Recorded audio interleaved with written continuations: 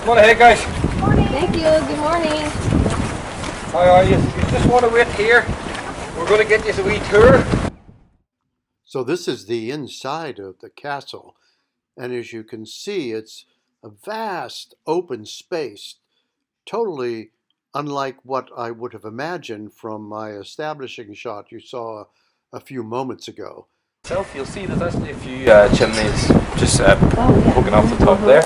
You know, if you were coming in your horse and cart in the evening and you've seen all these fireplaces going and the smoke, you know, coming out of the place, it would have looked really impressive. So it was just a sign of wealth. The original family that lived here were the McQuillan family, and there's not really much known about where they came from. We have to assume that they're probably Scottish because of the Mac on the front of McQuillan. But they actually started to feel a lot of pressure from the Irish clans living around this area. So they decided the only way that they could strengthen their position was through getting some mercenaries in to defend them.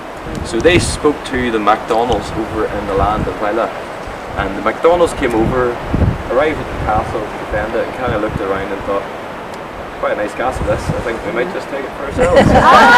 They kicked the McQuillans out and the MacDonald family moved in, and that was in the early late 1400s. So here's what the McDonalds got. The big space you've seen before you, but now this is their own private residence and an exquisite and charming place. So wooden seats with ivory and gold inlay as well, so there was no expense spared. Yeah. And now the manor house was actually designed off of a house in London, and that was Catherine Mather's house. So she actually married into the family. She married Randall, and with it she was the third wealthiest family in the UK at the time. So she brought a lot of wealth with her. But when you take on the castle of Dunluce, you also get about 200,000 acres of land, two of the main rivers that were lifting about 20 tons of fish a day as well. So they were really, really very wealthy. Interesting, you can see the European design here, even though this was the 14th century something, this outcropping which looks absolutely Edwardian. On the whole way down here as well. It was actually quite smart, the technology behind their fireplaces. You can see these like vertically mounted pieces of slate in their fireplaces. They lifted the fire up and allowed oxygen to oxygen in the fire and make them burn a lot hotter.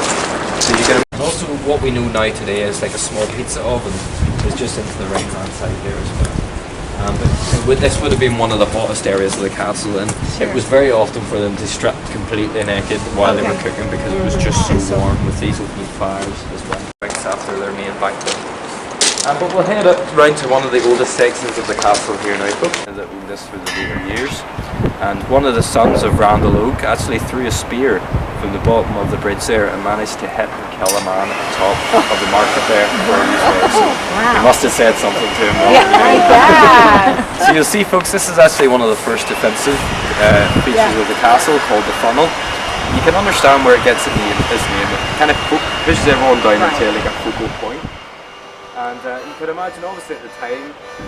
After some free time to take some pictures, we all got ourselves together and headed down toward the bus with one final look back at this amazing castle by the sea.